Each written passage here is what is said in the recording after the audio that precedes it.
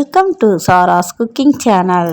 நம்ம இப்போ இந்த வீடியோவில் ஆம்லெட் தொக்கு எப்படி செய்யலான்னு பார்ப்போம். ஃபர்ஸ்ட்டு அழகாக சின்ன ஆம்லெட் போட்டு எடுத்துக்கணும். தேவையான ஆம்லெட் 3-4ன்னு போட்டு எடுத்துக்கிட்டு அப்புறமா வடைச்சட்டியில் எண்ணெய் ஊற்றி தாளித்து விடணும்.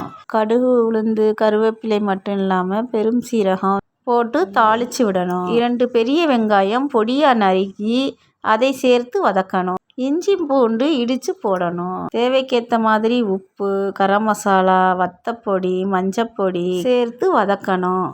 மீடியம் சைஸில் ஒரு தக்காளி எடுத்து கட் பண்ணி போடணும். அப்புறம் நல்லா எண்ணெய் பிரியிற வரைக்கும் வதக்கணும். எண்ணெய் பிரிய வதக்கி முடித்து லைட்டாக தண்ணி கலந்து வதக்கணும். அப்புறமா ஒரு 2 நிமிஷம் மூடி வச்சுட்டு கருவேப்பிலை, மல்லி இலை பிச்சு போட்டு எண்ணெய் பிரிஞ்சு வரும்போது இறக்கணும்.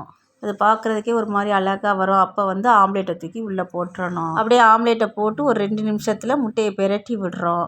பிரட்டி விட்டுட்டு ஒரு 2 நிமிஷம் கழித்து அடுப்பை ஆஃப் பண்ணிடுறோம். அப்புறமா எடுத்து நம்ம பரிமாறி சாப்பிடும்போது ரொம்ப சுவையாக இருக்கும். தோசைக்கும் வச்சு சாப்பிடலாம்.